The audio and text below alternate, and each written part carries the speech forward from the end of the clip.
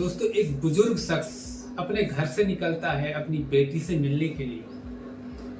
रास्ते में उसको कुछ आतंकी, कुछ गुंडे लोग, कुछ दहशतगर्द मिल जाते हैं और फिर उस बुजुर्ग के साथ, जिसकी उम्र लगभग 65 साल के आसपास थी, 60 और 65 साल के बीच में थी। उस बुजुर्ग का नाम होता है अशरफ अली हुसैन। अगर ये नाम किशन होता, मंगल होता, श्याम होता या कुछ और होता तो शायद ये घटना ना घटती। उसके साथ जो अत्याचार, जो कुछ करते हैं, उसको सुनकर आपके रोंगटे खड़े हो जाएंगे दोस्तों। जी हाँ दोस्तों, मैं आज आपसे बात करने वाला हूँ महाराष्ट्र की 40 गांव एक स्थान है, वहां का रहने वाला है बुजुर्ग। वो अपनी बेटी से मिलने जाता है कल्याणपुर। दोस्तों, ट्रेन आती है, वो 40 गांवों से ट्रेन में बैठ जाता है और खड़ा खड़ा, भीड़ होने के कारण जनरल डिब्बा था, उसमें खड़े खड़े जाता है। वो नासिक तक खड़े खड़े जाता है। फिर एक बुजुर्ग होता है जिसकी बेटी, छोटी सी बेटी, ऊपर जो सीट होती है उस पर बैठी हुई होती है, वो उसको नीचे उतार कर अपनी गोद में ले लेता है। फिर वो बुजुर्ग जिसके साथ एक घटना हुई थी, वो उस पर ऊपर जाकर बैठ जाता है। तो दोस्तों, नासिक से लगभग 8-10 किलोमीटर आगे कुछ दहशतगर्द, गुंडे लोग, आतंकी लोग उस बुजुर्ग के साथ छेड़खानी स्टार्ट करते हैं। स्टार्ट किस बात पे होती है दोस्तों? उस बुजुर्ग के पास 2 डिब्बे होते हैं, प्लास्टिक के डिब्बे थे जिनमें गोश्त था, मांस था दोस्तों। अब वो उन लोगों का आरोप है कि इन डिब्बों में बीफ है, यानी कि गाय का गोश्त है। लेकिन दोस्तों, सच्चाई ये थी कि उन डिब्बों में उस बुजुर्ग ने बताया कि भैंस का गोश्त था। खैर दोस्तों, अगर उनको बीफ लग रही थी तो वो उन डिब्बों को, उस गोश्त को फोरेंसिक लैब ले जाते, पुलिस के पास ले जाते, वहां उनकी उसकी जांच होती कि किसकी मीट है, तो आगे जब ये मामला चलता। लेकिन उन लोगों ने उस बुजुर्ग के साथ दोस्तों छेड़खानी स्टार्ट कर दी, और छेड़खानी इस हद तक स्टार्ट की दोस्तों, जिसको सुनकर आपके, सच में कह रहा हूँ, रोंगटे खड़े हो जाएंगे। वो बुजुर्ग उनके बाप की उम्र का था, उनके चाचा ताऊ की उम्र के था दोस्तों। वो उसके साथ मारपीट स्टार्ट कर देते हैं, थप्पड़ मारते हैं, घूंसे मारते हैं, उसके कपड़े फाड़ देते हैं, बदन उसके सारे। वो बुजुर्ग हाथ जोड़ता है कि मेरे साथ ऐसा मत करो, क्यों कर रहे हो? बार बार वो कह रहा था कि इसमें बीफ नहीं है, इसमें भैंस का गोश्त है। लेकिन दोस्तों, वो नहीं मानते हैं, उसके लात मारते हैं, घूंसे मारते हैं। दोस्तों, उस बुजुर्ग की आंखों पर अभी भी निशान बने हुए हैं, यहाँ पर खून जमा हो गया है दोस्तों, इतने घूंसे मारे। दोस्तों, उस बुजुर्ग के साथ इतनी अति की उन लोगों ने कि अगर वो इंसान होते तो सच में कह रहा हूँ, उनको डूबकर चुल्लू भर पानी में मर जाना चाहिए था। दोस्तों, नासिक से 10 किलोमीटर आगे ये घटना घटी।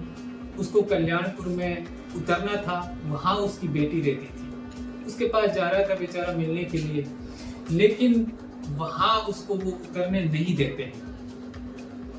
और आगे स्टेशन आता है ठाणे का, वहां वो बुजुर्ग उतरने की कोशिश करता है, बड़ी मुश्किल से उतरता है और अपनी जान बचाकर थाने पहुंच जाता है।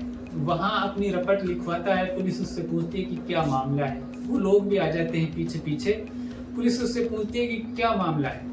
वो बेचारा बुजुर्ग घबराया हुआ, सहमा हुआ, जो भी उससे बोला गया बता दिया, और एक नॉर्मल सी घटना बताकर उसकी रिपोर्ट को लिख लिया गया।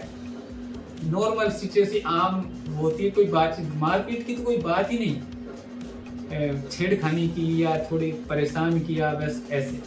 जिस इंसान की उम्र लगभग 60-65 साल हो, सफेद दाढ़ियां आ रही थी बेचारे की, बुजुर्ग था, आंखों से भी कम दिखता था, उसको इतनी बेरहमी से इन गुंडों ने मारा कि जिसकी कोई सीमा नहीं दोस्तों। क्या उन लोगों को आप, जो समाज इंसान मान सकता है? उनके अंदर इंसानियत हो सकती है क्या? वह अपने माँ बाप की, अपने भाई बहनों की, अपने यार दोस्तों की इज्जत कर सकते हैं? जो अपने बाप समान बुजुर्ग पर इतना अत्याचार कर सकते हैं? क्या वो किसी के हो सकते हैं?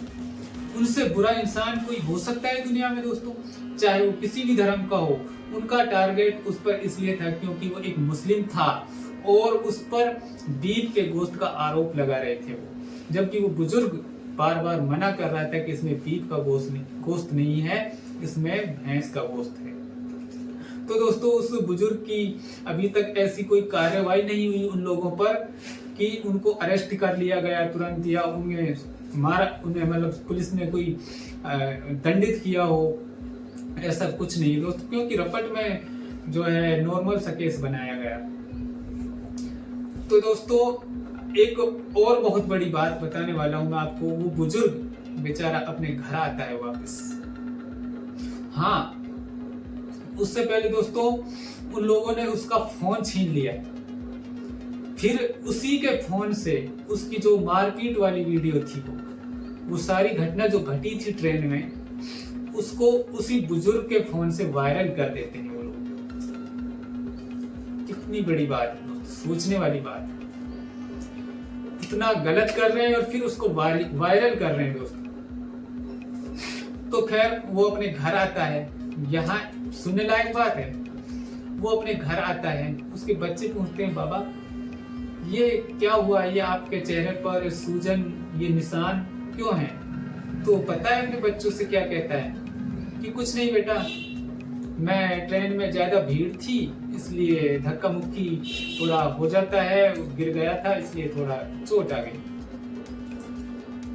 वो कहते हैं कि चलो हम आपको डॉक्टर के पास ले जाते हैं। डॉक्टर के पास ले जाते हैं, डॉक्टर भी पूछता है कि क्या हुआ था। उसने कहा कि कुछ नहीं, नॉर्मल सा, मैं गिर गया था ट्रेन में तो इस वजह से ऐसा हुआ है। डॉक्टर उसको दवाई दे देते हैं। लेकिन दोस्तों उसकी वो वीडियो वायरल हो जाती है और सभी लोगों के पास पहुंच जाती है, जिससे उस केस की पूरी पोल खुल जाती है। तो दोस्तों यहाँ पर उस बुजुर्ग की इंसानियत देखिए आप। इतना अत्याचार होने के बाद भी इतनी उम्र में दहशतगर्दों ने उसके साथ इतना बुरा किया, मारपीट की, कपड़े फाड़ दिए। दोस्तों कोई इंसान ऐसा कैसे कर सकता है? उनको हम इंसान नहीं मानते। फिर भी वो अपने बच्चों से कह रहा है कि कुछ नहीं, धक्का मुक्की में गिर गया था इसलिए चोट आ गई। डॉक्टर से भी यही बात बोलता है। इसे कहते हैं इंसानियत। मैं इन गुंडों से कहना चाहता हूँ, इन दहशतगर्दों से, इन आतंकियों से कहना चाहता हूँ जो ये नफरत फैलाते घूम रहे हैं। अरे बहरहाल कुछ भी था, किसी चीज का भी गोश्त था, उसकी जांच कराओ, किसका था किसका नहीं था। फिर आपको क्या हक है कि किसी को सजा देना? सजा देने के लिए पुलिस बैठी है, कानून बैठा है। फिर हमें यह अधिकार किसने दे दिया कि हम खुद फैसला करें, किसी के साथ इतना बुरा अत्याचार करें? तो दोस्तों आज देश का ये माहौल हो चुका है, नफरत इतनी फैल चुकी है मुसलमानों के खिलाफ कि जिसकी कोई सीमा नहीं है। और युवा पीढ़ी, जो हिंदू युवा पीढ़ी है, वो ये कह रहा हूं मैं, खत्म होने के कगार पर है। क्योंकि उनको टारगेट किया जाता है, उनको भड़काया जाता है और उनको जो है उस चीज के पैसे भी मिलते हैं। बहुत से लोगों को जो संघ से जुड़े हुए लोग हैं, उनको पैसे भी मिलते हैं इन चीजों के कि आप ये दंगा करो, इस मुसलमान के साथ, किसी कोई भी मिले उसके साथ ऐसा कर दो और वीडियो वायरल हो जाएगी और हिंदू मुसलमान का मामला चलता रहेगा और हम अपनी रोटी सेंकते रहेंगे। और वो बीच में नहीं आते हैं। जो दंगा करते हैं, जो लड़ाई करने वाले होते हैं, वो सजा भुगतते हैं, जेल जाते हैं, किसी को उम्र कैद हो जाती है, उनका परिवार बेसहारा हो जाता है, वो भुगतते हैं खुद। जो करवाते हैं उनका कुछ नहीं बिगड़ने वाला। तो मैं हिंदू युवाओं से, सभी हिंदू समाज से, देखिए हिंदू समाज में या मुस्लिम समाज, किसी भी समाज में सभी लोग बुरे नहीं होते हैं। मात्र 1-2% ऐसे लोग होते हैं जो इस तरह की नफरत और इस तरह की गुंडागर्दी को फैला रहे हैं दोस्तों। तो मैं आप लोगों से हाथ जोड़कर रिक्वेस्ट करूंगा कि ये नफरत का बाजार बंद कर दो और प्यार मोहब्बत से रहना सीख जाओ। अगर इंसान हो तो कमेंट में आप जरूर बताना और इस वीडियो को ज्यादा वायरल करना, क्योंकि उन लोगों को सजा मिलनी चाहिए। ऐसे सभी लोगों को सजा मिलनी चाहिए, चाहे वो मैं हूं या कोई और है।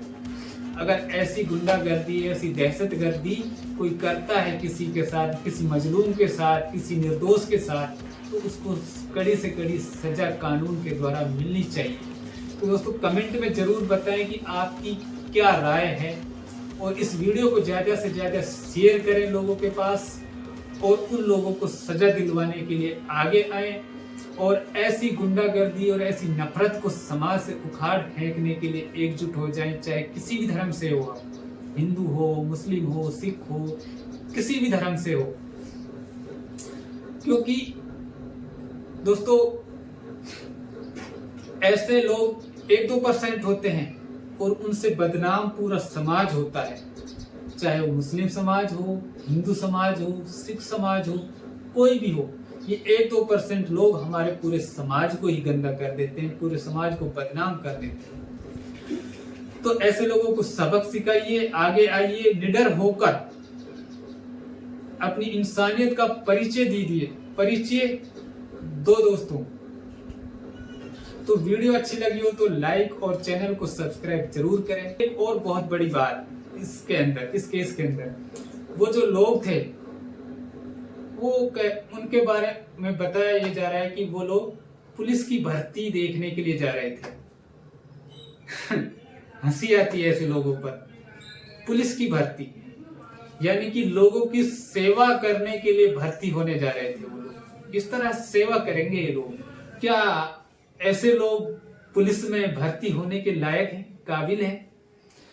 पुलिस जनता की सेवा के लिए होती है। क्या ये लोग अगर पुलिस में लग जाते हैं या किसी और बड़े अफसर बन जाते हैं, कोई और बड़ा अफसर बन जाते हैं, तो क्या ये लोगों की सेवा कर पाएंगे? क्या उनकी मदद कर पाएंगे? क्या निष्पक्ष भाव से काम कर पाएंगे? नहीं दोस्तों।